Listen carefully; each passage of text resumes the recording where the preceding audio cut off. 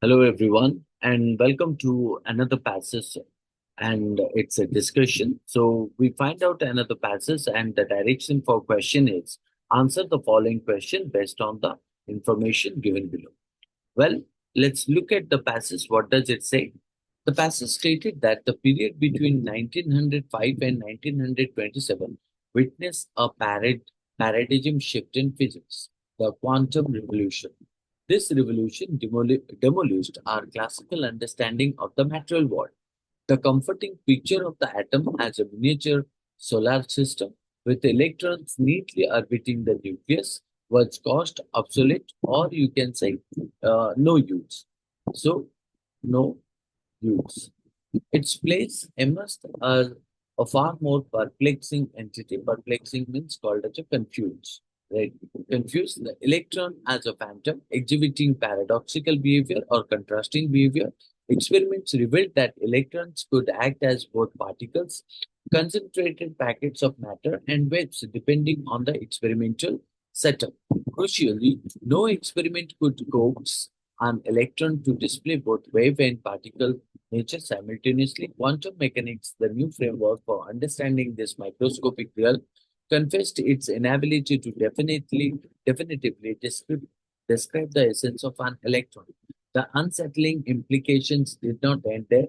The uncertainty principle, a cornerstone of quantum mechanics, imposed fundamental limitation on our capacity to know the properties of these quantum wave particles with absolute clarity. This principle shattered the deterministic worldview where every cause has a predetermined effect. Scientific prediction, once a bastion of certainty, was relegated to the realm of probability. Or rolled to the dice, we could no longer predict with absolute certainty.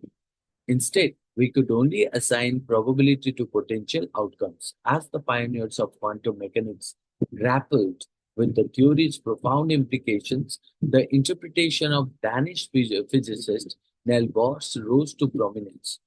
Bohr posited that the seemingly contradictory behaviors of quantum entities, wave and particles, were best described using complementary albeit seemingly incompatible classical concepts. This principle, known as Bohr complementarity, emphasized that these classical descriptions were merely symbolic tools within the quantum realm.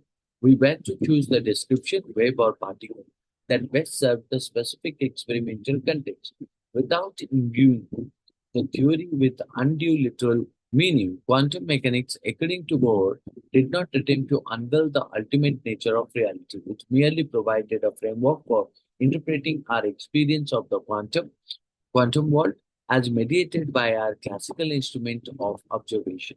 While Bohr acknowledged the existence of an objective quantum reality underlying the objective phenomenon, he argued that this reality was fundamentally inaccessible to us. Despite his meticulous efforts at clarity, Bohr's pronouncements were often veiled in a dense, idiosyncratic language, Bohrish as it came to be known. A story recounts how it took a team of linguists a week to decipher his last recorded lecture. Similarly, physicists influenced by Bohr, particularly the German theorist Werner Hensberg, employed language that, while less converting, lacked necessary caution. Hensberg's pronouncement in particular were susceptible to misinterpretation as a return to radical subjectivism, the idea that our knowledge of the world is a mental construct with no mooring in an external reality. Further, muddying the waters, Bohr and his followers attempted to apply complementary beyond the quantum realm to domains like biology and psychology. This endeavor to resolve age-old conundrums of free will and life using quantum concepts garnered or supported little support and faced significant criticism from the broader scientific community. Albert Einstein, a towering figure in physics, famously dissented, declaring his belief that God does not play dice. He maintained that while undeniable powerful, quantum mechanics was incomplete in 1927. A vibrant debate erupted between Bohr and Einstein, with the Austrian physicist Erwin Schrödinger joining the fray. Schrodinger, now famous Schrodinger's cat, thought experiment underscored the seemingly absurd implication of quantum mechanics. Despite their vocal criticism, you can say that neither Einstein nor Schrodinger offered a viable alternative to complementarity. This lack of compelling alternatives left Bohr's interpretation, however, counterintuitive as the dominant framework for understanding the perplexing quantum world. Now, we have read the passage and we understood that the passage discusses, you can say that the passage discusses about quantum revolution between 1905 and 1927, which is given at the first line uh, of the text, isn't it? Which changed our understanding of physics. This period marked the end of the classical view of the atom as a miniature solar system, introducing the complex behavior of electronics as both particles and waves. Quantum mechanics, the new framework for this understanding, highlighted the inability to fully describe the essence of an electron and introduced the uncertainty principle, which challenged the deterministic worldview by suggesting that outcomes could only be predicted what you can say probabilistically, isn't it? Uh, Even Danish physicist Niels Bohr's interpretation became influential, emphasizing that quantum behavior should be described using complementary classical concepts. According to Bohr, quantum mechanics did not reveal the true nature of reality, but you can say that provided a framework for interpreting quantum experiences. While Bohr acknowledged an objective quantum reality, he believed it was fundamentally inaccessible. Despite Bohr's efforts to communicate his ideas, his complex language often led to confusion, as it did interpretation by scholars like, you can say that Werner Herzberg, which sometimes bordered on, you can say that subjectivism, right? And attempts to extend complementarily to other fields like biology and psychology faced criticism.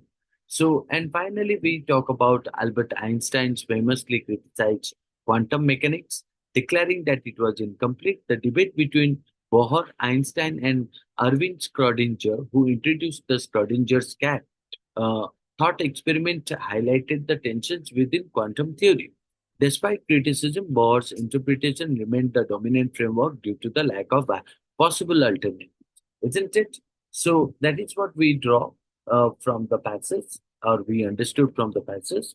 Uh, We can say that the main idea of the passage is to explore the paradigm shift in physics brought about by the quantum revolution, which introduced a new, you can say that a new complex understanding of atomic behavior and the limitations of classical physics. It highlights the development of quantum mechanics, the philosophical implications of its principles, and the debate surrounding the interpretation, particularly the role of Bohr's complementary. Uh, so that is what the main idea. And if I talk about the tone of the text, the tone of the passage is again the same, informative, and you can say analytical, aiming to provide nothing but a clear explanation of the complex ideas um, and the historical context of quantum mechanics while addressing the philosophical and scientific debates of the era. Right. The style of the text is what? The style of the text is called as descriptive and expository, using detailed examples and references to prominent physicists to elucidate the key concepts and debates of quantum mechanics. It employs a narrative approach to present historical development and theoretical discussions, making complex ideas accessible to the reader. Now, let's move to the question. What does the question stated? All the following are consistent with Bohr's interpretation about complementary concepts except. Now it is an except based question. So we need to find out which one of the options that are not consistent with Bohr's interpretation about complementary concept. Now look at the each option given here. Uh, The first option stated classical concepts like waves and particles understand the electron but only in specific context. Now, in that case, it cannot be called as a correct one, while classical concepts like waves and particles can clarify electron behavior in Bohr's interpretation. Their usefulness is limited by the specific context, isn't it? That's what we find out, and therefore we can consider option one is eliminated here. Okay, now let's look at the next option. So, what is the next option stated? The electron's wave particle quality requires moving beyond a strictly literal view of these classical ideas. Now, option two is too incorrect, as you can point out. Shifting away from a strictly literal view of classical concept is nothing but you can say that essential in Bohr's view. In Bohr's view, Bohr's view, as the wave particles duality necessitates a more nuanced understanding, and this option aligns with the Bohr's ideas. So uh, we can say that option two. Hence, we can say means it is a not an except best. So option three stated that what Bohr's complementarity recognizes the limit of classical physics in explaining the quantum world. So, and fourth said a refined classical approach can ultimately uncover the electron's true nature. Now, if I go to the option three and four, option three is incorrect as you can find out. Um, it acknowledges the limitation of classical physics in describing the quantum realm. It's a core principle of whom that's called as Bohr's ideas, isn't it? So, and option four means is the last one, and we can draw that option four could be a correct one. As it is stated, a refined classical approach can ultimately uncover the electron's true nature. So, this does not align with the Bohr's interpretation and Bohr's principle directly. It contradicts the classical approach. Hence, we can find out option four would be a correct answer to it. Right? I hope you understood this. That's all.